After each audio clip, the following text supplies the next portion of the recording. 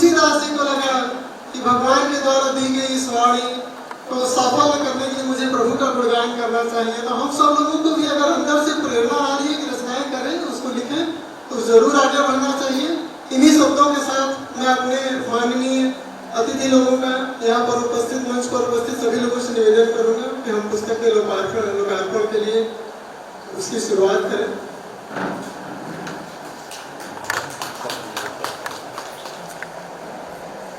राही जी, अलका पांडे जी, पवन तिवारी जी, नंदलाल क्षितिज जी, प्रकाश पांडे जी, मोना अडवाणी जी और सुरेंद्र जी।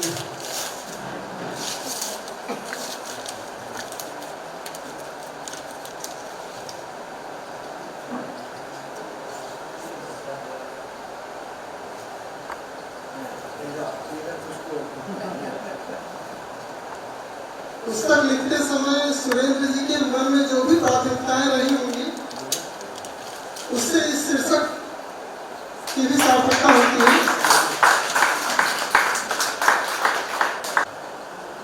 सुरेंद्र जी का परिवार भी यहाँ पर उपस्थित है, तो मैं उनकी पत्नी से भी निवेदन करूंगा कि कृपया मंच पर आने का कष्ट करें। पूरे परिवार के साथ उपस्थिति है यहाँ पर, उनके सुपुत्र भी हैं।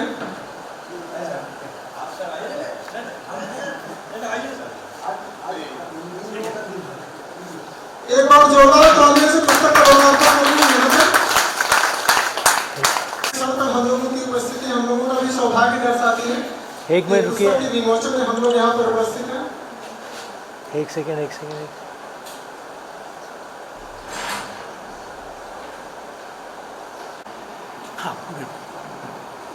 पुस्तक का लोकार्पण जी की अनुमति चाहता हूँ कि उनकी अनुमति से उनकी तरफ से कुछ पंक्तियां आप सब लोगों के सामने रखूं। और सुरेंद्र जी का क्या कहना है कि देता हूं मैं आपको आज अमन की आस, देता हूं मैं आपको आज अमन की आस, कविता इसमें वो लिखी थी जो दिल के पास, कविता इसमें वो लिखी तो थी जो दिल के पास, कविता में जो भाव है और निहित एहसास, छू जाएंगे आपको मुझको है विश्वास, छू जाएंगे आपको मुझको है विश्वास, देता हूं मैं आपको आज अमन की आस। बहुत बहुत धन्यवाद सुरेंद्र जी कि आज आपकी पुस्तक का विमोचन हो रहा है और आप अपने आप को कहीं न कहीं अपने प्रयास को एक सार्थक सफल समझ रहे होंगे कि आज वो मकाम आया जहाँ पर आपकी रचनाएं संग्रहित रूप में पुस्तक के रूप में संकलित होकर के सबके सामने उपलब्ध हैं। और जो भी आपके विचार, जो भी आपके भाव थे, उनको पढ़ करके कहीं न कहीं शायद आपको और समझ पाएंगे। मैं सुरेंद्र जी से पिछले कुछ महीनों से ही जुड़ा हूँ और उनका एक सरल व्यक्तित्व है और मुझे नहीं मालूम था कि वो अर्थशास्त्र में उनके पास PhD की डिग्री है ना। इतने कठिन विषय में इतनी ऊंची पढ़ाई करने के बाद, आज सेवानिवृत्त होने के बाद कहीं कहीं उन्होंने लेखन के क्षेत्र में भी अपना प्रयास जारी रखा है। तो अब मैं यहाँ पर निवेदन करूँगा, आज के इस कार्यक्रम के मुख्य वक्ता के रूप में हमारे पास आदरणीय राही जी हैं। मैं उनको निवेदन करता हूँ कि इस पुस्तक के बारे में अपने विचार हम सब लोगों के सामने रखें।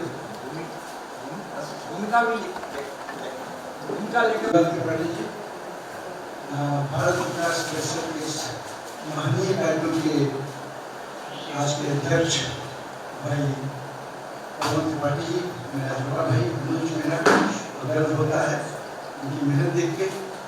आदरणीय अलका जी, भाई क्षितिज जी, बहुत जमाने बाद मुलाकात हो रही है, प्रकाश जी, और इस आज के कार्यक्रम को समूह में रख सकता हूँ वैष्णव प्रसाद जी, जिनकी बहन जी की पुस्तक आज विमोचन हो रहा है, मोना अडवाणी जी, तमाम लोग यहाँ पे उपस्थित हैं और बहुत से चेहरे हैं जो परिचित हैं, कुछ नए चेहरे देखने को मिल रहे हैं जो ये विश्वास दिलाते हैं कि ये अभियान वो और आगे तक ले जाएंगे। सबसे पहले मैं पूरे सदन की ओर से आदरणीय सुरेंद्र जी को बधाई देता हूँ इस पहली पुस्तक के आने की। पहले इसका नाम सुरेंद्र जी ने लिखा था, रखा था सत्तरनामा। तो सत्तरनामा एक जीवन के 70 वर्ष बहुत बड़ी एक किसी भी व्यक्ति के जीवन की एक नीति होती है, उनको जीना पड़ता है।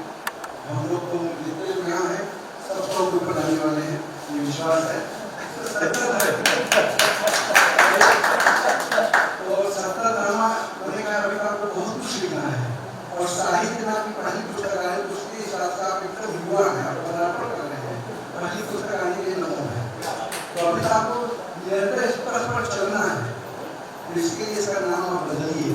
और मैंने पुस्तक पढ़ी और उसके पुस्तक के अनुरूप इसका नाम अमन की आस मिला।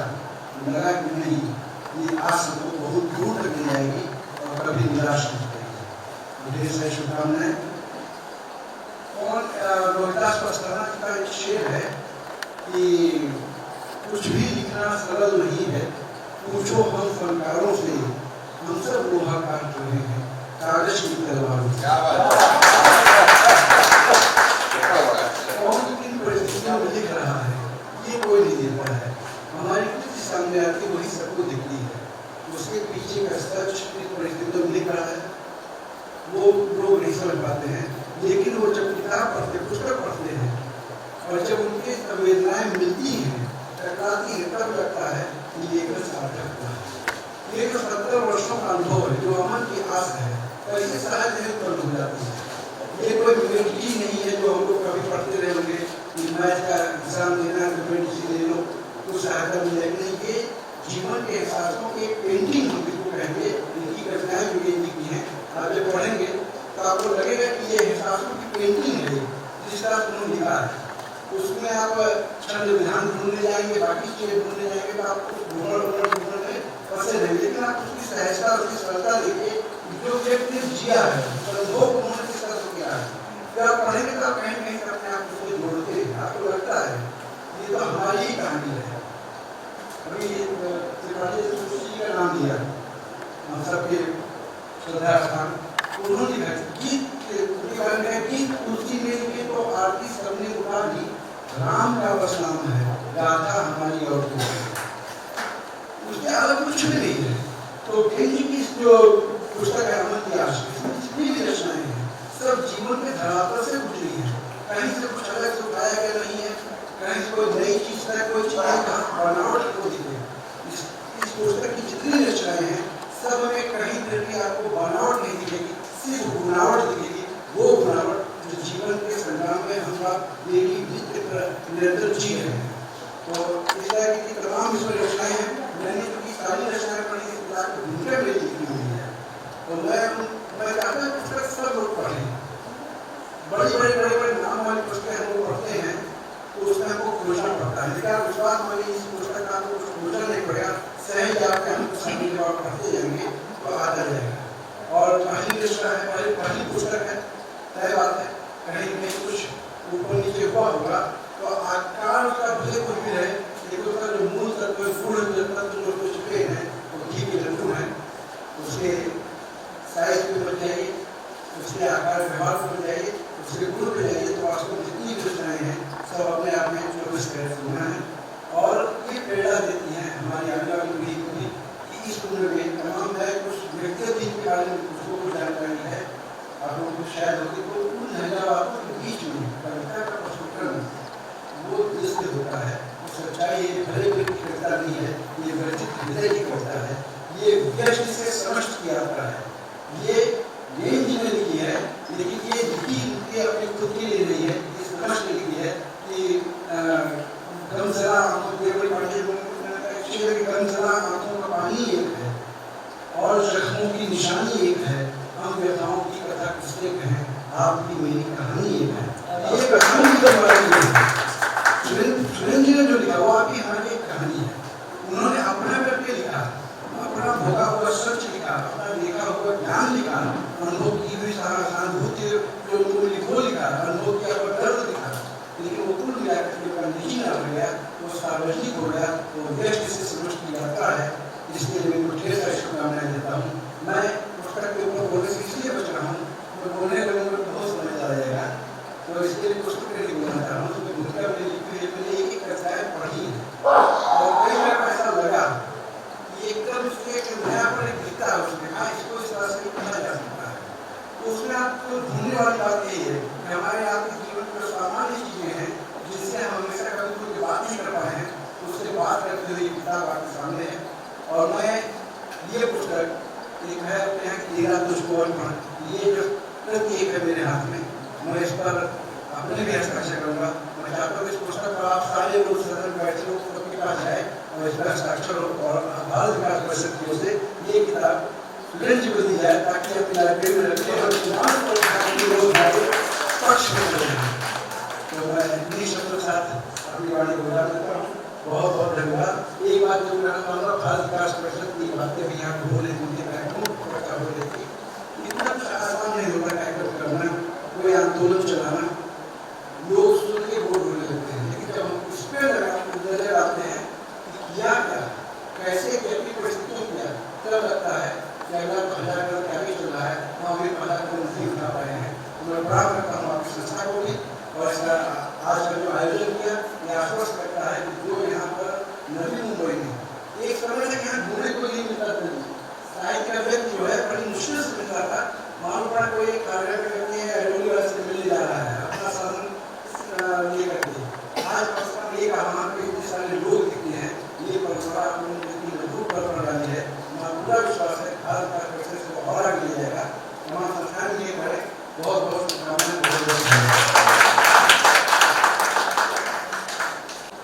और मैं प्रभावित हुआ उनकी इस विचारधारा से। इस पुस्तक पर यहाँ पर उपस्थित सभी लोगों के हस्ताक्षर हो, जो कि सुरेंद्र जी के पास रहे, और सही में एक बहुत ही सुंदर याद उनके पास सजो करके रहेगी, जिसको वो जरूर उसके पन्ने पलट कर देखना पसंद करेंगे। पुस्तक पर अपने विचार व्यक्त करने के लिए मैं जिनको अगला बुलाना चाहूँगा, उनके बारे में मैं ये कुछ कहना चाहूँगा कि उन्हीं की पंक्तियाँ हैं जिसमें वो अपनी क्षमता, अपनी शक्ति और कहीं न कहीं अपनी सार्थकता को भी व्यक्त कर रही हैं कि मेरे रहने से ममता का आंचल है, मेरे रहने से ममता का आंचल है, प्यार की उष्मा, स्नेह की ठंडक है, पूजा का मंदिर है, सुबह की आरती, सांझ का दीपक है। तो मैं पुस्तक पर विचार व्यक्त करने के लिए आदरणीय श्रीमती अलका पांडे जी से निवेदन करूंगा कि सुरेंद्र जी की पुस्तक अमल की आस पर अपने विचार व्यक्त करें।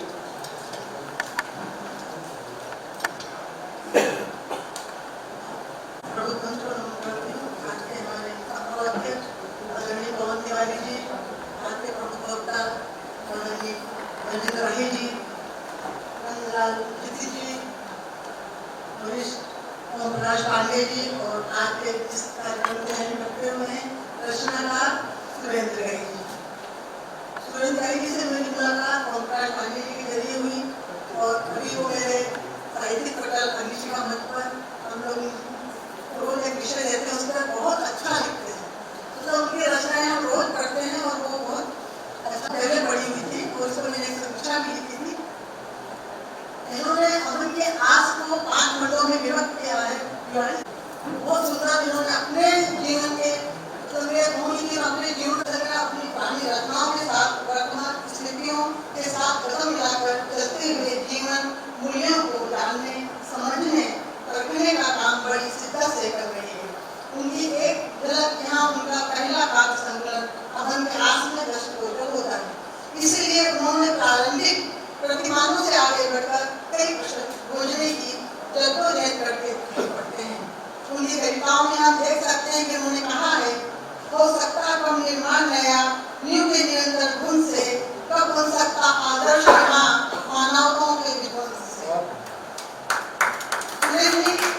उस पीढ़ी का प्रतिनिधित्व करते हैं जो इस मान्यताओं का विरोध नहीं करती, अपितु उसके पक्ष में खड़े होकर उनसे ही प्रश्न करते दिखाई देते हैं। सभी कविताएं इसमें बहुत ही उत्कृष्ट हैं और जीवन को प्रेरणा देती हैं। प्रकृति का भी उन्होंने बहुत खूबसूरती से वर्णन किया है अपनी कविताओं में। अपनी कविताओं में जीवन के अन्य सब सामाजिक विचारों को बड़ी सहजता से लिपिबद्ध करते हैं। आपने शब्दों की ताकत और उसके महत्व को जाना है तो बहुत अच्छे से समायोजन भी किया है। उन्होंने लिखा है, प्रकृति की पूरी परिकल्पना के साथ आपने इस काव्य संग्रह को लिखा। आपका अनुभव इसमें झलकता है और यह लगता है कि आपका लेखन उत्तरोत्तर और प्रगति करेगा, दिन प्रतिदिन आपको दिखाएगा। आपकी इस उम्र में भी लिखने की जिज्ञासा और खुद तक बोलने का जो अदम्य साहस है, वह आपकी निष्ठि बहुत ऊपर तक ले जाता है। आप अपनी कविताओं में एक तरफ प्रश्न उठाते हैं तो दूसरी तरफ उसका समाधान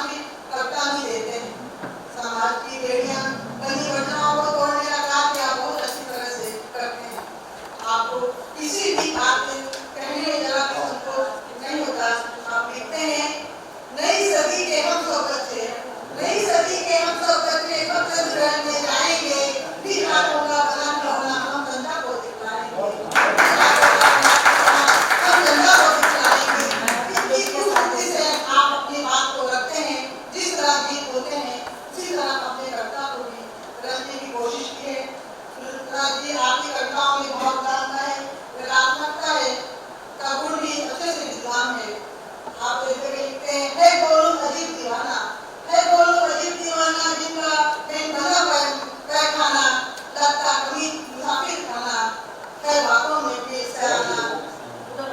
आपको इस पहले भाग से अगला के लिए मैं आपको बहुत बहुत साधुवाद देती हूँ और आशा करती हूँ कि आप सभी लोग पाठों के बाद जाएगा और बहुत बहुत आपको ऊंचाइयां प्रदान करेगा। इन्हीं शब्दों के साथ अपने शब्दों को विराम देती हूँ।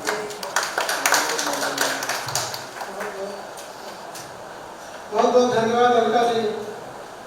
जैसा अलका जी अपनी समीक्षा में अपने विचार व्यक्त करते समय संक्षेप में कह रही थी कि सुरेंद्र जी ने अपनी रचनाओं में एक व्यापक दृष्टिकोण का प्रदर्शन किया है और बहुत सारे विभिन्न विषयों को छूने का भी प्रयास किया है। समाज में संस्कार पर इवन उनका स्पेशलाइजेशन है अर्थशास्त्र में, तो उन्होंने जैसे एक पेंटिंग में लिखा था कि किस तरीके से बाजार बनाया जा रहा है, हमको जरूरतों का एहसास कराया जा रहा है ना? ऐसी पद्धति अपनाई जा रही है, हमको लग रहा है कि ये चीज खरीदनी है। तो और ये एक रचनाकार कहीं न कहीं कुछ न कुछ उसके मन में प्रश्न उठते हैं और उन्हीं से तो अध्यक्ष जी आपकी अनुमति से आता हूँ, मैं हम काव्य पाठ को प्रारंभ कर सकते हैं। बहुत बहुत धन्यवाद पवन जी। कुछ नाम मेरे पास पहले से उपस्थित हैं और उन लोगों को मैं जानता भी हूँ, तो मेरा इस आयोजन के तृतीय चरण में काव्य पाठ के लिए मैं सबसे पहले जिनको आमंत्रित करना चाहता हूँ उनका ध्यान चाहूंगा मेरी तरफ। पल्लवी रानी जी, आप इस चरण की शुरुआत करें अपने मधुर कंठ से, हमारी एक रचना प्रस्तुत करें और उसके बाद डायरी में जो नाम मेरे पास उपस्थित है उनमें से मैं लोगों को बताता जाऊंगा। एक बार जोरदार तालियों से स्वागत करें पल्लवी रानी जी का।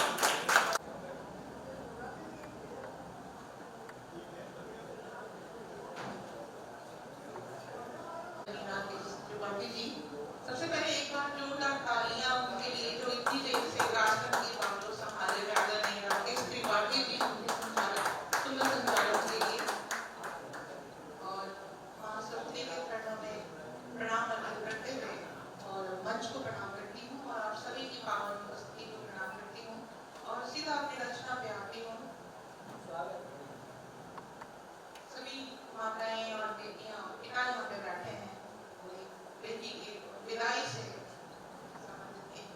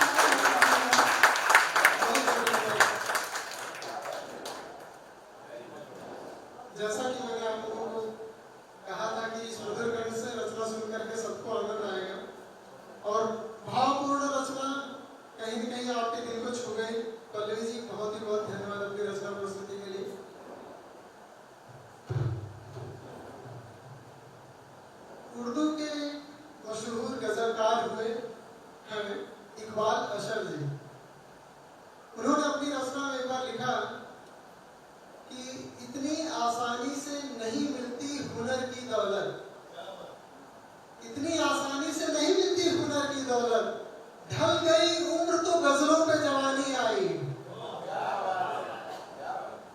लेकिन अब मैं जिनको बुलाने जा रहा हूँ, मुझे ऐसा लगता है कि उनकी गजलों पर जवानी उनकी जवानी के समय ही आ चुकी थी, और जैसे जैसे वो उम्र के पड़ाव पे और आगे बढ़ते जा रहे हैं, उनकी रचनाओं में गंभीरता और ऊंचाई दोनों का समावेश होता जा रहा है। आप लोगों से निवेदन करूंगा, जोरदार तालियों से स्वागत करें हमारे वरिष्ठ साहित्यकार त्रिलोचन सिंह रावला जी का। अलावा से आते हैं बहुत सारी काव्य गोष्ठियों में, चाहे वो सुदूर हो नजदीक हो, उनकी उपस्थिति हम लोगों को मिलती है। और बहुत बहुत धन्यवाद आपके यहाँ आगमन के लिए।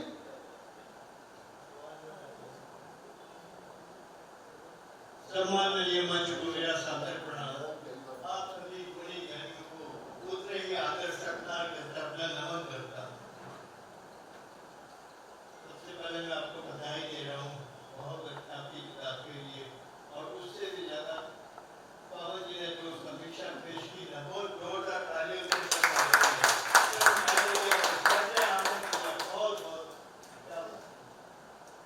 इससे किताब का महत्व बढ़ी है।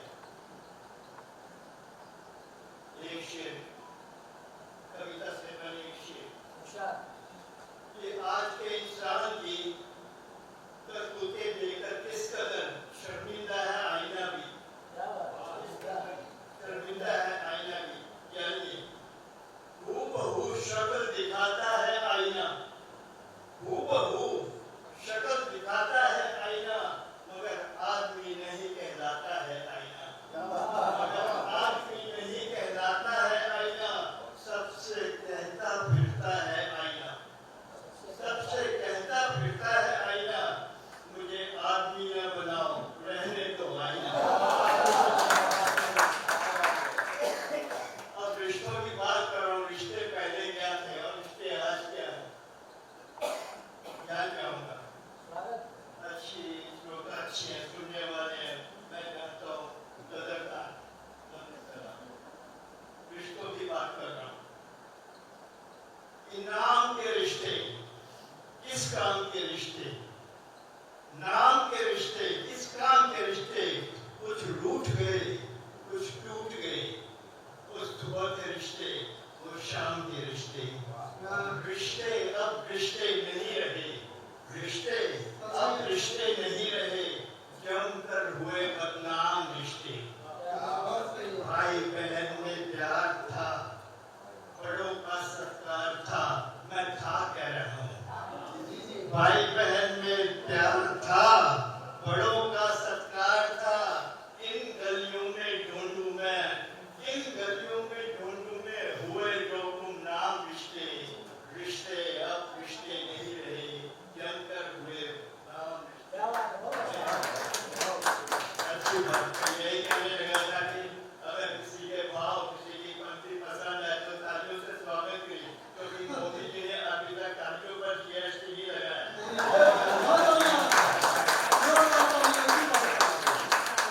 इन गलियों में ढूंढूं मैं, हुए जो गुमनाम रिश्ते, रिश्ते अब रिश्ते नहीं रहे, जमकर हुए बदनाम रिश्ते।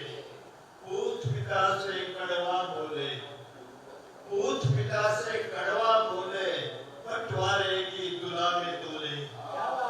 पूत पिता से कड़वा बोले, बंटवारे की तुला में तोले, अब बचे हैं बीच हमारे, अब बचे हैं बीच हमारे, बस केवल स्वार्थ के रिश्ते, रिश्ते अब रिश्ते जमकर हुए बदनाम रिश्ते। और रिश्ते, खून के रिश्ते खौल रहे हैं, खून के रिश्ते खौल रहे हैं, रग रग में विष घोल रहे हैं, खून के रिश्ते घोल रहे हैं, रग रग में विष घोल, खून के रिश्ते खौल रहे हैं, रग रग में विष घोल रहे हैं। जिंदगी समझ रहा था मैं, जिंदगी समझ रहा था मैं, ये तो निकले मौत के रिश्ते, इनको ब्रैकेट का बूढ़ा मरे और प्रॉपर्टी का बंटवारा हो।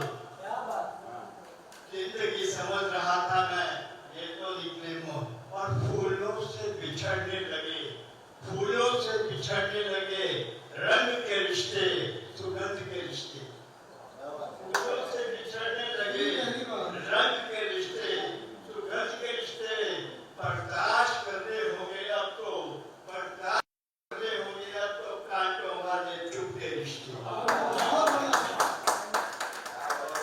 आईना दिखा दिया सर जी। भूख लगी तो रोटी से रिश्ते, प्यास में पानी से रिश्ते, कदम कदम पे बना लो यार अब तो तुम मतलब के रिश्ते, कदम कदम पे बना लो यार अब तो तुम मतलब के रिश्ते। भूल गया मैं स्वाद कैसे थे वो मिठास के रिश्ते, भूल गया मैं स्वाद कैसे थे वो मिठास के रिश्ते, जब तब चखने को मिल रहे आज बेस्वाद और खटास के रिश्ते। छल भरे की दुनिया में दम तोड़ रहे विश्वास के रिश्ते, छल कपट की ये दुनिया में दम तोड़ रहे विश्वास के रिश्ते, मीलों पीछे छूट गए एहसास के रिश्ते, जज्बात के रिश्ते, मीलों पीछे छूट गए एहसास के रिश्ते, जज्बात के रिश्ते, और कट गई जैसे पतंग उड़ते उड़ते, कट गई जैसे पतंग उड़ते उड़ते, जिंदगी की डोर से कट गए रिश्ते, जिंदगी की डोर से कट गए रिश्ते, रिश्ते रिश्ते रिश्ते रिश्ते। क्या बात है। दर्द के हुए बेदर्द रिश्ते, दर्द के हुए बेदर्द रिश्ते, बर्दाश्त करने होंगे अब तो काटने वाले चुपके रिश्ते, रिश्ते रिश्ते रिश्ते रिश्ते। मत समझो कि ये आंसू है मेरे, मत समझो कि ये आंसू है मेरे, ये तो है रिश्ते रिश्ते।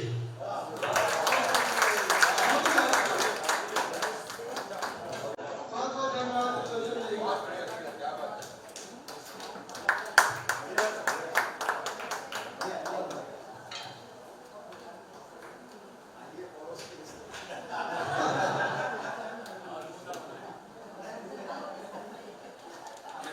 अभी जब पवन जी अपने विचार व्यक्त कर रहे थे, उन्होंने पहले हिंदी कवि सम्मेलन का जिक्र किया और उसको उन्होंने उपस्थित कुछ कवियों के नाम लिए, और वो प्रकाश पांडे जी ने भी थोड़ी देर पहले बताया कि कैसे हिंदी और उसमें भी विशेषकर हिंदी साहित्य कहीं कहीं वो आकर्षण नहीं रहा, या लोगों के पास समय नहीं है इस भाग दौड़ की जिंदगी में सबको वो पढ़ना है जिससे नौकरी मिल जाए या जिससे पैसा कमाया जा सके।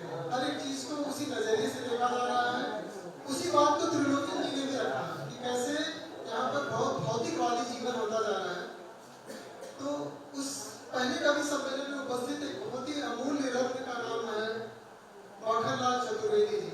उनकी एक रचना की कुछ पंक्तियां हैं कि प्रहरी पलकें चुप सोने दो। धन्यवाद त्रिपाठी जी। एक बहुत पुरानी रचना है जो समझ ले कि मैं 70 का होने वाला हूँ, तो वो मैं 32 का था तब लिखी थी, और 1 मिनट का उसका वो है कि पत्नी गांव गई थी, जैसे जून मई जून की छुट्टियों में पत्नियां अपने गांव चली जाती थी बच्चों को लेकर के, तो पति बेचारा अकेले रह जाता था, तो उसको क्या सोचता था उसके ऊपर रचना है मेरी कि पत्नी गांव गई हुई, मैं ऑफिस से लौटा और जो सीन है वो दिखा रहा हूँ कि तुम्हारे बिना यूं लगे जिंदगानी, बड़ी सी नदी में न हो जैसे पानी, तुम्हारे बिना यूं लगे जिंदगानी, बड़ी सी नदी में न हो जैसे पानी, करूं किससे बातें, सताऊं किसे मैं, रुलाऊं किसे मैं, हंसाऊं किसे मैं, मेरे घर की रौनक मेरे दिल की रानी, तुम्हारे बिना यूं लगे जिंदगानी, बड़ी सी नदी में न हो जैसे पानी। कहाँ एक पल को जो ओझल हुई तुम, तो बेचैन होकर फिरा मारा मारा, कहाँ एक पल को जो ओझल हुई तुम, तो बेचैन होकर फिरा मारा मारा, फिर मुझे छोड़कर तुम अकेली गई हो, तुम्हें पा रहा होगा नैहर तुम्हारा, यहाँ मेरी हालत है दीवानों जैसी, न खाने को खाना न पीने को पानी, तुम्हारे बिना यूं लगे जिंदगानी, बड़ी सी नदी में न हो जैसे। मेरी जान से प्यारा मेरा छोटा बेटा मेरे साथ सोया सोया मेरे साथ लेटा, मेरी जान तुम उसको संग ले गई हो। तुम बेबी हो मेरी या फिर मुद्दई हो, निकाली हो क्या दुश्मनी ये पुरानी, तुम्हारे बिना यूं लगे जिंदगानी, बड़ी सी नदी में न हो जैसे पानी। ये छोटा सा घर लग रहा है बड़ा सा, 1 BHK 10 BHK लग रहा था, खाली खाली लग रहा था। मेरा एक अनुभव है मित्रों, ये घर में अगर एक स्त्री हो तो घर भरा भरा रहता है, घर में 10 पुरुष हो तो एक घर खाली खाली रहता है। ये मेरा अनुभव है। ये छोटा सा घर लग रहा है बड़ा सा, न कुकर किसी की न सब्जी का चौका, है सुनी सी चौखट है सुना सा चौका। पड़ोसन ने भी छोड़ दी मुंह लगाई, पड़ोसन ने भी छोड़ दी मुंह लगाई, मैं अब जाने दूंगा तुम्हें मैं अकेले, मैं अब जाने दूंगा तुम्हें मैं अकेले, न सह पाऊंगा मैं और ये झमेले, न रह पाऊंगा बिन तोरे तेरे वो दीवानी, तुम्हारे बड़ी सी नदी में जैसे पानी, बड़ी सी नदी।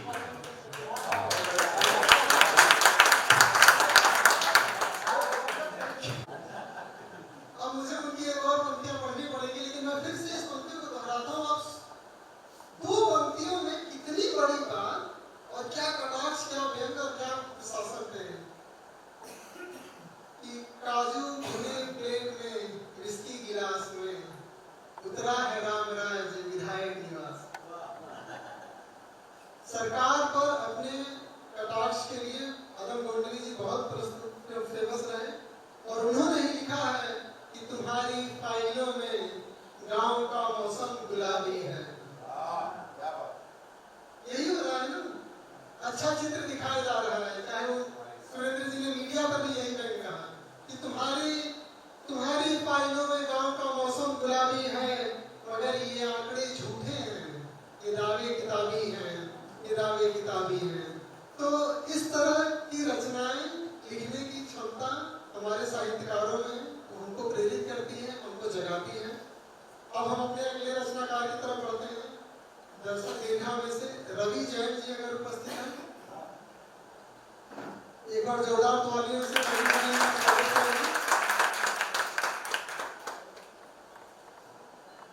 आपका स्वागत है और हम सब आपके सुनने के लिए समारोह अध्यक्ष अवंती वाली जी क्षमा चाहता हूँ। इन्होंने बहुत खूबसूरत शब्दों में हमारे भारत विकास परिषद के अध्यक्ष ओम प्रकाश जी के नाम की जो विवेचना करी वो बहुत खूबसूरत। बहुत बहुत धन्यवाद आपका। तो कभी मेरे दिमाग में कुछ आया कि हम लोगों ने क्या शब्द सुने हुए हैं, हवा, वायु, पवन, तो वही पवन हमारे बीच में बैठे हैं।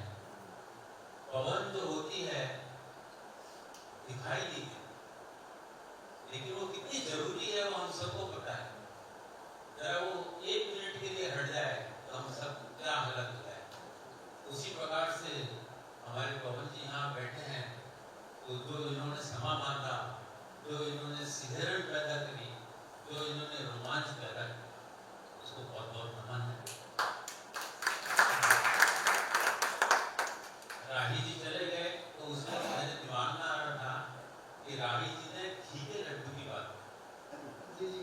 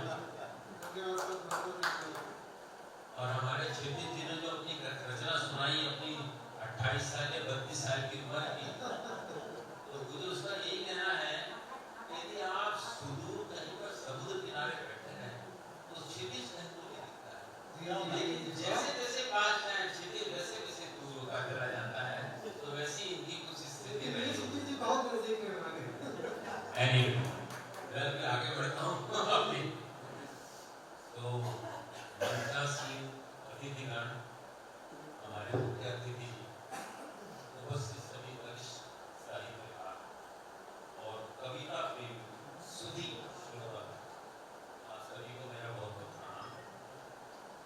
अभी मुझे कहा गया था बीच में के लिए सूरज जी के बारे में कुछ मत चाहिए था, इसलिए मैं वो नहीं बोल पाया, लेकिन मैं ये कहूँगा कि शायद उन्होंने इस कमल की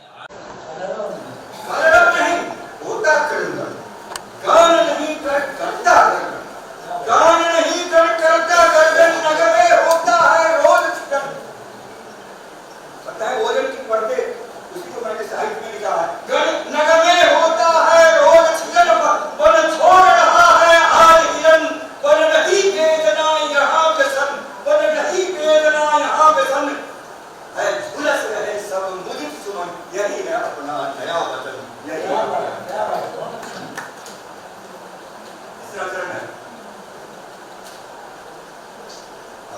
सरकार क्या कर रही है, हम क्या कर रहे हैं, उसको थोड़ा इशारा। नित्य विकास का हो रहा यतन, नित्य विकास का हो रहा यतन, चल रहा चांद पर मनुज चरण, नित्य विकास का हो रहा यतन, चल रहा चांद पर मनुज चरण, भूतल में करते लोग शरण, भूतल में करते लोग शरण, नभ में होता है मधुर मिलन। शादियां हो रही है लोग नभ में होता है मधुर मिलन, बन गया मंडल एक वतन, फिर भी होता है आज सब, फिर भी होता है आज अमन, यही है अपना नया वतन, यही है अपना नया। अब अंतिम है, युग युग तक जिंदा रहे चमन, युग युग तक जिंदा रहे चमन, हो सके जहां ना कोई दमन। अब कैसा कंस्ट्रक्शन चाहते हैं, कैसा डेवलपमेंट चाहता है, कैसा हम आर्किटेक्ट बनाना चाहते हैं देश का, तो युग युग तक जिंदा रहे चमन, हो सके जहां ना कोई दमन। तुम उस विकास का करो, डेवलपमेंट का मैंने मॉडल नहीं दिया, तुम उस विकास का करो, तुम उस विकास का करो, मरण तो रखे सदा के भोग। भारत संस्थान धर्म की शालाएं, अच्छा फल में भारती गगन इमारत शमशान धर्म की शालाएं, लोकतंत्र के सिंह द्वार पर होती विनाश की लीला।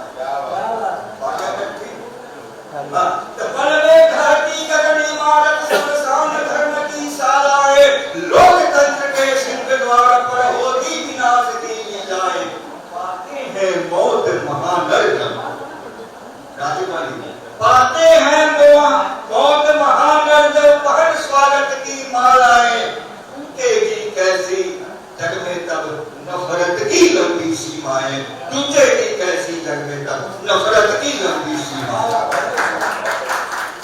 आगे देखिएगा जी, बन रही नीतियां की शोभा, मीडिया की सेवा क्या बन रही, बन रही नहीं आ सके क्योंकि वो पूना के फेस्टिवल लगा हुआ है, लिटरेचर फेस्टिवल, वो नहीं आ सके, लेकिन आज क्या हुआ, अब हमारे अन्य कवि साथियों को संचालक महोदय बुलाएंगे, आप सभी अपनी कविता पाठ करेंगे, फिर समापन। बहुत बहुत धन्यवाद। एक बार जोरदार तालियों से यहाँ उपस्थित सभी लोगों के हस्ताक्षर किताब पर उपलब्ध है। मैं आदरणीय ओम प्रकाश पांडे जी से निवेदन करूंगा कि पहले तो वो पुस्तक सुरेंद्र जी को दें और उसके बाद ओम प्रकाश जी के भी विचार हम सुनना चाहेंगे इस पुस्तक के बारे में। मोना आडवाणी जी से निवेदन है। आराम से।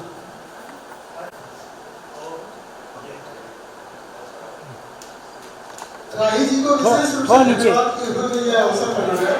थोड़ा नीचे, हाँ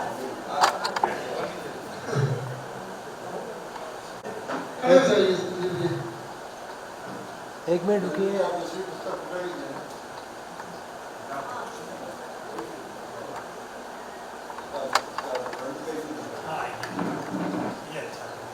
मोबाइल वाले थोड़ा पीछे हो जाइए। ये एक अनमोल क्षण जो जीवन भर साथ में ओके। परिवार के साथ इस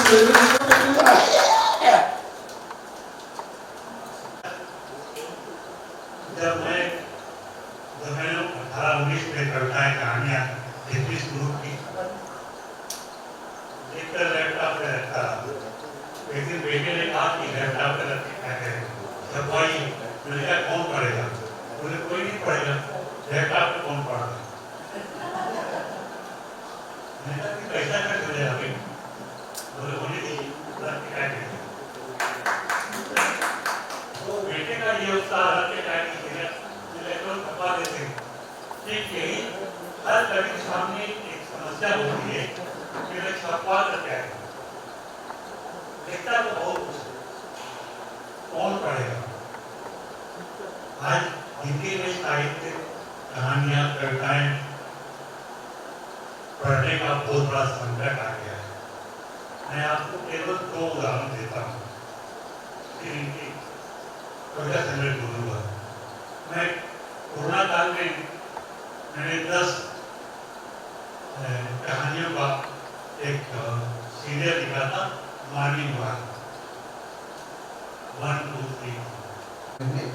तो उन लोगों ने मुंबई के 101 हिंदी कवि करके एक पुस्तक निकाली और उस पुस्तक में जो है मास्टर गौड़ जी की भी रचनाएं रही, निर्मल पाठक जी की रचनाएं हैं, उसमें आदमी भी है, उसमें जितने लोग हैं, क्षितिज जी के भी हैं, शायद उसमें तो नहीं 101 हिंदी कवि अलग है, उसमें जितने हैं और उसमें कवि एकदम नए जो आए हैं, अच्छा लिखने की रचनाएं हैं, उसमें ये नई वैष्णव नहीं है, वरिष्ठ भी है और जो आज लिख रहे हैं, हमको भी उनसे सीखना पड़ता है, जो आज लिख रहे हैं, आज क्या किया जा रहा है।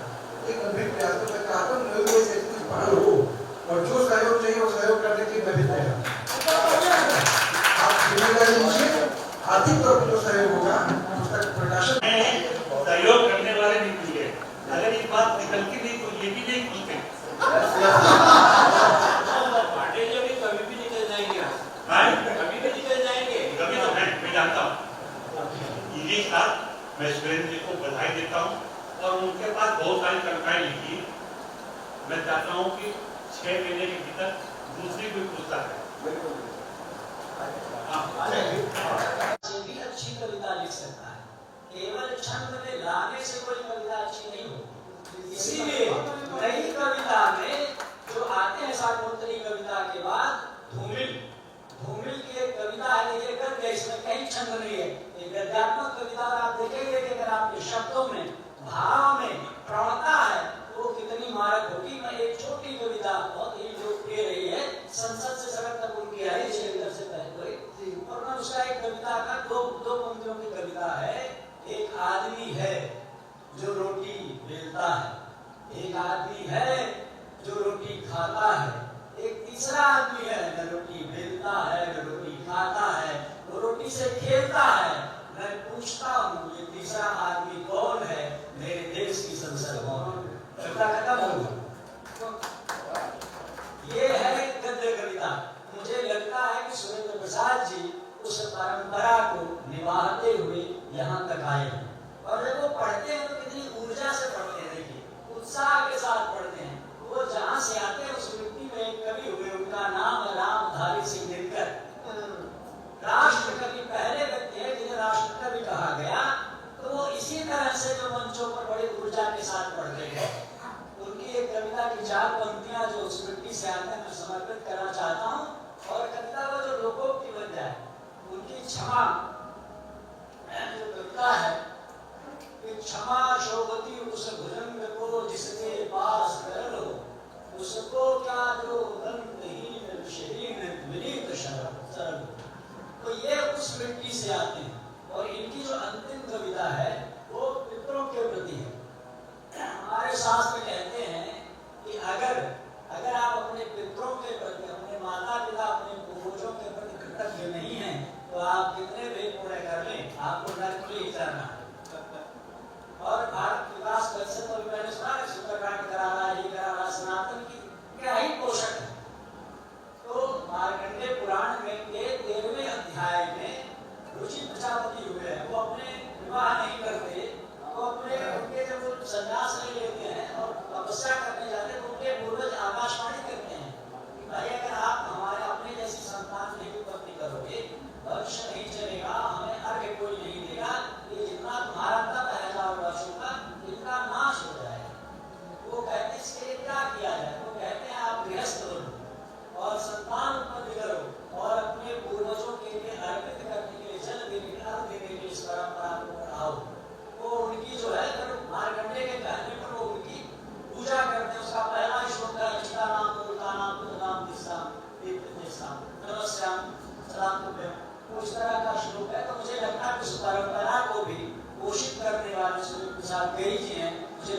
इसलिए इनका अभिनंदन होना चाहिए।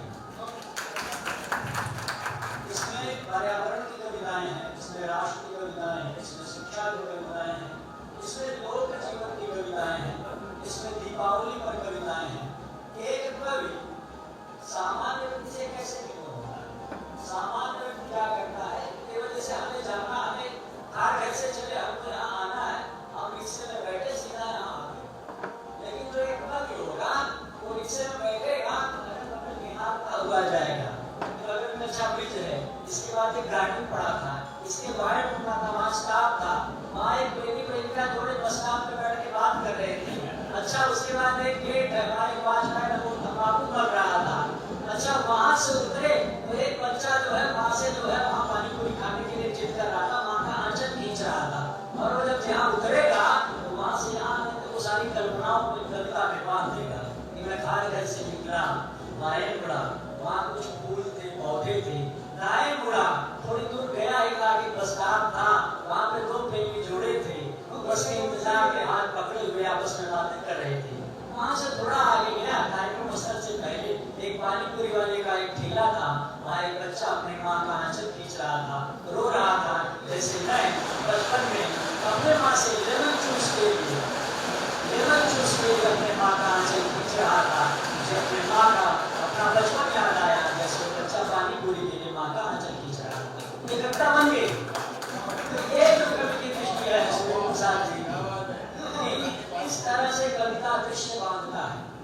कवि जो है वो संपूर्णता में देखता है कि जैसा सुरेंद्र प्रसाद जी ने संपूर्णता में जीवन को देखा, उन्होंने अपने बचपन को देखा, दिवाली को देखा, आतंकवाद को देखा, राष्ट्र को देखा। किसी चीज को देखने के लिए बेहतर दृष्टि चाहिए जो इस कवि में दिखाई देती है। इसकी अंतिम की 7 रचनाएं हैं जो विविधा में आती हैं। उसी में हमारे त्योहार हैं, उसी में राम मनोहर लोहिया हैं, उसी बाकी लोग मैं राम मनोहर लोहिया की ही मिट्टी से आता हूँ।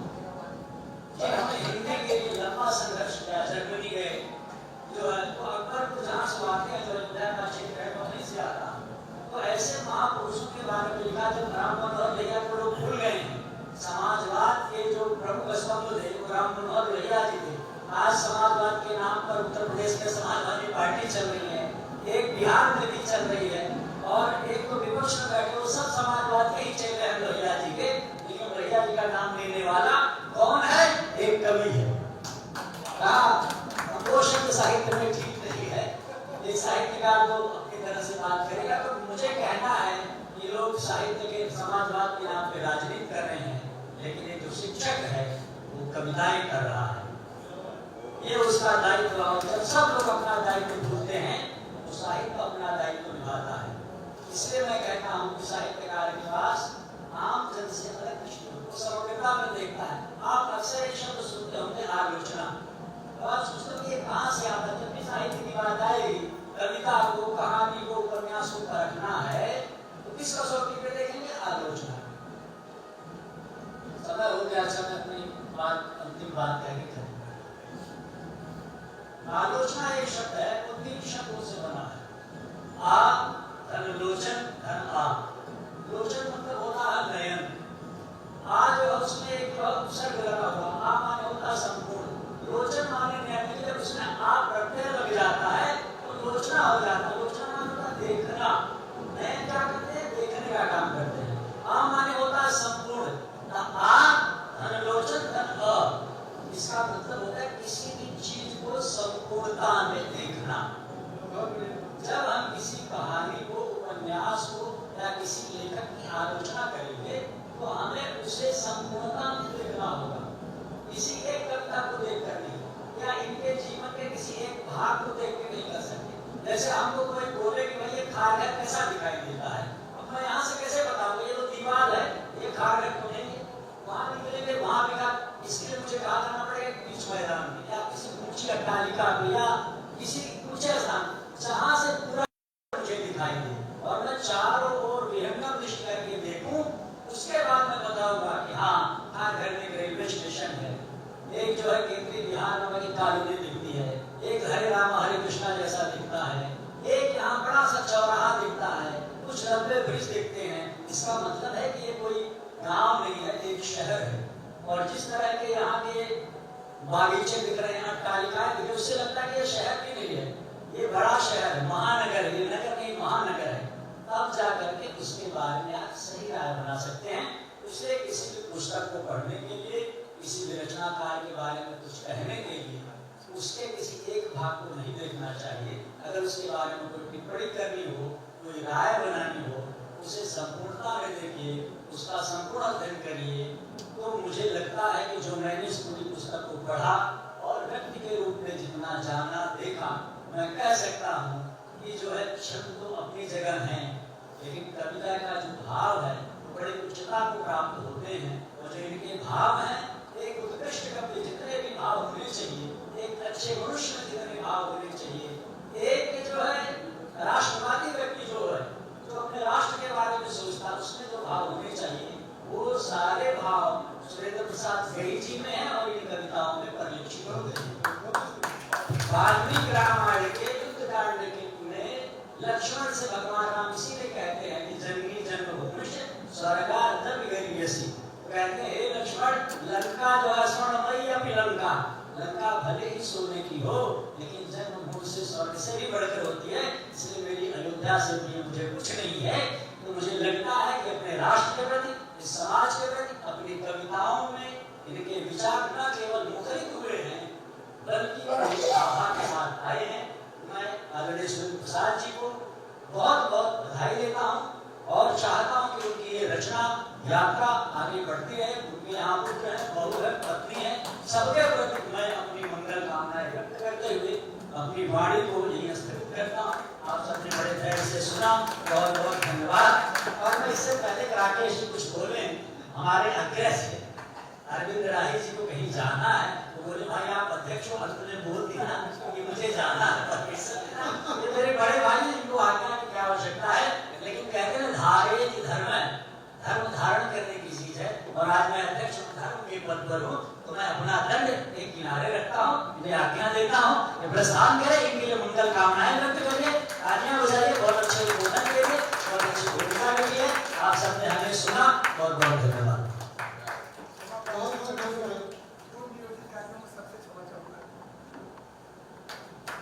आने के लिए बहुत बहुत धन्यवाद रहे जी, आपने हमको अपना समय दिया। भोपाल से हमारे बीच में पधारे हैं और आने वाला चाहता है और ये उसके उत्तर अपराध हो रहा था, मैं उसका नाम नहीं ले पाया। बहुत अच्छे गजलकार, ये हमारी एक बड़ी उपलब्धि है कि हमारे बीच में, मैं कहूँगा कि इसे सम्मान जी।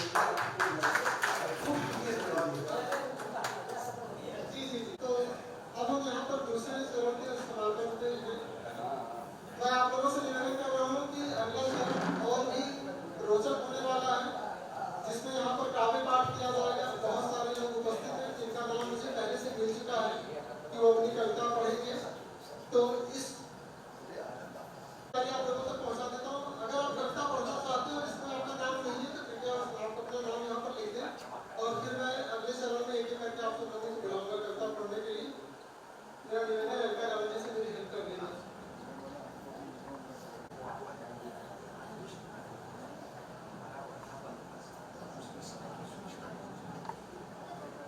निवेदन करूंगा किशन तिवारी की वो भी मंच पर आए और मंच की गरिमा माने। आइए किशन तिवारी जी कृपया।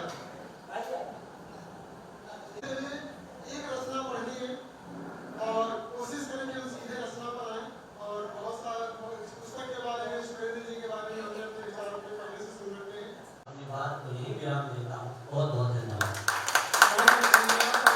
परिषद की तरफ से श्रीमती मोना अडवाणी जी को आमंत्रित करता हूँ कि वो यहाँ पर आए और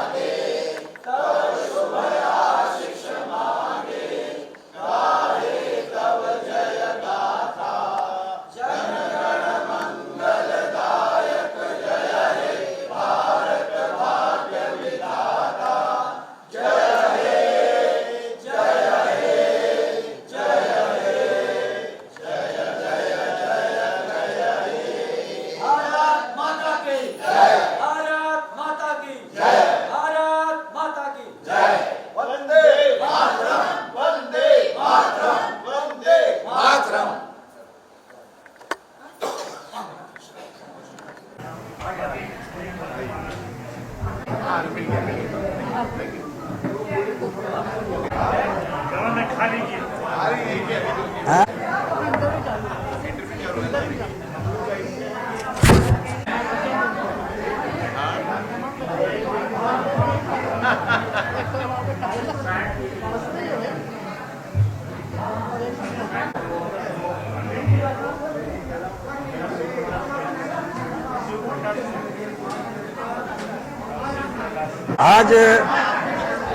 भारत विकास परिषद अब शुरू करें।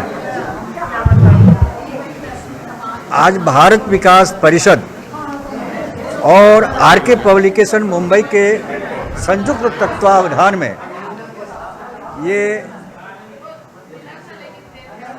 केंद्रीय बिहार के कम्युनिटी हॉल में एक अमन की आस नामक पुस्तक का लोकार्पण एवं काव्य गोष्ठी का आयोजन हुआ। कार्यक्रम 3 सत्रों में था। प्रथम सत्र में जो भारत विकास परिषद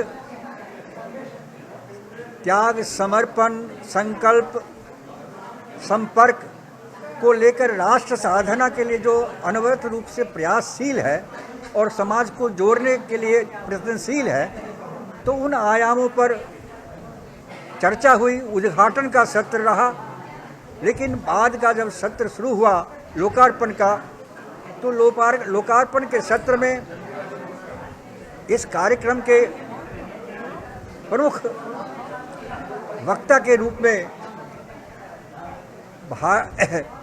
महाराष्ट्र राष्ट्र साहित्य हिंदी अकादमी के जो पूर्व सदस्य थे और गजलकार और नवगीत के एक समर्थ रचनाकार प्रोफेसर अरविंद राही जी ने अपने विचार व्यक्त किए और उन्होंने अपना उद्बोधन किया। उसके बाद कार्यक्रम की में मुख्य अतिथि के रूप में आए हुए एक प्रखर और संघर्षशील समाज सेविका श्रीमती अलका पांडे ने, जिन्होंने एक संघर्ष से शुरुआत की और साहित्य में भी एक अपनी अलग पहचान बनाई और ख़ास करके मुंबई में एक समर्थ रचनाकार के रूप में। और उतना ही नहीं, एक सबसे बड़ी बात है कि उन्होंने जो है जो नए लेखक हैं उनको प्रोत्साहित करने के लिए जो अग्निशिखा मंच की स्थापना की है, उससे बहुत बड़ा विकास समाज को हो रहा है, साहित्य को लाभ हो रहा है। तो उन्होंने अपने विचार प्रकट किए। और उसके बाद जो है जनसेवा प्रचार समिति के जो है अध्यक्ष जो हैं श्री नंदलाल क्षितिज जी, उनका विचार हुआ और उन्होंने बहुत अच्छे विचार जो है उन्होंने अपने दिए।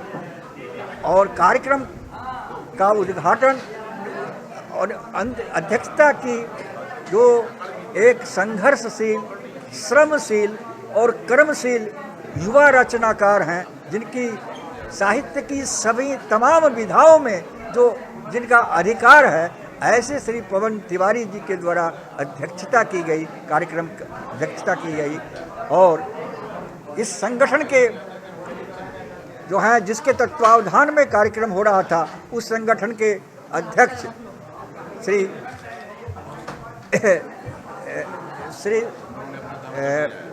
ओम प्रकाश पांडे जी ने अपने विचार व्यक्त किए, शुभकामना दिए और उन्हीं के सत प्रयास से यह कार्यक्रम संपन्न हो सका। और उसके मोना अडवाणी जी ने जो इस संगठन की सचिव हैं, उन्होंने जो है सो इसका धन्यवाद ज्ञापन किया। लेकिन पुस्तक अमन की आस मेरी पुस्तक है, जिसमें 70 कविताओं के संग्रह हैं। इसमें 5 खंड है। पहला खंड सामान्य खंड है, लेकिन दूसरा खंड जो है वो एक किसी सांस्थिक है, तीसरा है अवसरिक है। इस तरह से 5 खंडों में बांटा गया। उसमें हास्य व्यंग्य भी है, क्षणिकाएँ भी है। मूल रूप से यह कविता जो है मेरे 70 वर्षीय जीवन की छाप है इसमें। इसमें भावनाओं के सभी सुख दुख के सभी प्रकार के जो ठपेरे लगे हैं, जो दिल की धड़कन है, उन धड़कनों का जो है इसमें समावेश है इस पुस्तक में, और उसके माध्यम से मैंने यथार्थ को जिया है और किस रूप में यथार्थ को चित्रित करने का उसका प्रतिबिंब जो है इस पुस्तक में दिख पड़ता है। आज मैं सभी सुधी श्रोताओं और अपने सुधी साहित्यकारों की उपस्थिति में जो मुझे एक हौसला अफजाई हुई है कि मैं इस पुस्तक के आगे, यह मेरा अर्ध विराम है, मैं पूर्ण विराम नहीं है, मैं आगे भी साहित्य रचना करता रहूँगा, यही संदेश लेकर मैं यहाँ से जा रहा हूँ। नमस्कार। नमस्कार, मेरा नाम है अलका पांडे, मैं भी समाज सेविका और साहित्यकार हूँ। आज मुझे यहाँ मुख्य अतिथि के तौर पर बुलाया गया था सुरेंद्र गई जी की पुस्तक अमन की आस में। यह उनके 70 साल का अनुभवों का निचोड़ है ये किताब, और इसमें इन्होंने 5 खंडों में 70 कविताएं लिखी हैं जिनको विविध रंगों से सजाया है, एक खूबसूरत गुलदस्ता बनाया है। इन्होंने इस पर पर्यावरण के ऊपर कहानियाँ लिखी हैं, छड़िकाएँ भी लिखी हैं, आज के आधुनिक परिवेश को भी उसमें सम्मिलित किया है, और पुरातन समय को भी जो देखते आ रहे थे उसको भी इन्होंने सम्मिलित किया है। तो बहुत सुंदर अपनी कविता इन्होंने इसमें लिखी, और इतना सुंदर यहाँ पर भारतीय जो जन परिषद ने जो प्रोग्राम किया उनके पुस्तक के लोकार्पण में हम सब साक्षी बने, और मैं चाहूँगी कि ये पुस्तक बहुत दूर तक लोगों को प्रभावित करे, और उनको इस पुस्तक के लिए बहुत बहुत धन्यवाद और शुभकामनाएं देती हूँ। जय हिंद। नमस्कार, मेरा नाम पवन तिवारी है, और आज ये जो आयोजन था अमन की आस पुस्तक का, आज लोकार्पण था सुरेंद्र प्रकाश गाई जी का, और मैंने अध्यक्षता की भूमिका यहाँ निभाई। पुस्तक बहुत अच्छी है कविताओं की, और मेरे बगल में आदरणीय अलका पांडे जी बैठी हैं जो अखिल भारतीय अग्निशिखा मंच की अध्यक्ष हैं। बहुत अच्छी न केवल कवित्री हैं, समाज सेविका हैं, और नए साहित्यकारों को प्रोत्साहित करती रहती हैं। आज ये मुख्य अतिथि के रूप में थी, अरविंद राही जी यहाँ मुख्य वक्ता थे, विशिष्ट अतिथि के रूप में क्षितिज जी थे, नंदलाल क्षितिज जी। और ये भारत विकास परिषद एक बहुत बड़ी संस्था 1963 से चल रही है जो राष्ट्र और समाज के लिए काम करती है, उसके तत्वावधान में आयोजन था। उसके अध्यक्ष ओम प्रकाश पांडे जी और उनकी सहयोगी टीम ने, अलका रावत और सबने मिलकर बहुत अच्छा आयोजन किया। बहुत अच्छी कविताएं हैं, राष्ट्र प्रेम की कविताएं हैं, जीवन की है, पर्यावरण की है, क्रांतिकारियों पर है, और समाज पर है, त्योहारों पर है, और जीवन में जो इस समय विकृतियाँ चल रही हैं समाज में, पर्यावरण से लेकर के सामाजिक विद्रुपताएँ हैं, उन पर ये एक पुस्तक है अमन की आस। और बहुत अच्छा आयोजन रहा, सभी वक्ताओं ने कविता के बारे में विस्तार से बात किया। मेरा मानना है कि कविताएं जो है समाज के लिए प्रेरक का काम करेंगी, और मैं सुरेंद्र प्रसाद गाई जी को अमन की आस की इस पुस्तक के विमोचन के लिए बहुत बहुत बधाई देता हूं, और वो इसी तरह रचते रहें, स्वस्थ रहें, आगे बढ़ते रहें। बहुत बहुत धन्यवाद। मैं नंदलाल क्षितिज, भारतीय जन भाषा प्रचार समिति का, भारतीय जन भाषा प्रचार समिति में डेप्यूटी चेयरमैन हूँ, और जो मेरी संस्था 30 वर्षों से काम कर रही है मुंबई शहर में, साहित्यिक संस्था। और आज यहाँ इस सभागार में मुझे विशिष्ट अतिथि के रूप में आमंत्रित किया गया था। भाई श्री सुरेंद्र प्रसाद जी की किताब अमन के आस के लोकार्पण के लिए बड़ा ही अच्छा कार्यक्रम रहा, और मैं उन्हें साधुवाद देता हूँ। धन्यवाद। जैसा कि अभी पीछे हमारे मित्र वक्ता जो थे अरविंद राही जी, उन्होंने इस किताब की परिभाषा देते हुए कहा कि ये घी का लड्डू हैं इसकी कविताएं। तो घी का लड्डू टेढ़ा भी मीठा होता है, मिठास लिए ही होता है। तो इसकी सारी रचनाएं मीठी हैं और बहुत अच्छी हैं, इनके भाव बहुत अच्छे हैं। ये इन्हें पढ़ने के बाद ही आपको मालूम पड़ेगा कि क्या कुछ उन्होंने लिखा है। तो मैं चाहूँगा कि सब लोग पढ़ें इसे और अपने घर ले जाएं खरीद करके। ओके। यहाँ उपस्थित सारे मित्रों की कविताएं बहुत अच्छी रहीं और बहुत ही भावनाप्रद रहीं। और इस कार्यक्रम को मैं देख रहा हूँ, यहाँ जो इकट्ठा हैं लोग, जो चर्चाएं चल रही हैं उस कविताओं के ऊपर, कवियों के ऊपर, तो बड़ा ही अच्छा माहौल है यहाँ का। और इसके पहले बहुत सारे गोष्ठियों में जाना हुआ है, कवि सम्मेलन में जाना हुआ है, लेकिन ऐसा भाव नज़र नहीं आया जैसा आज यहाँ आया है भारत विकास परिषद के इस प्रांगण में। मैं बहुत गदगद हूँ, बहुत अभिभूत हूँ। बहुत बहुत धन्यवाद।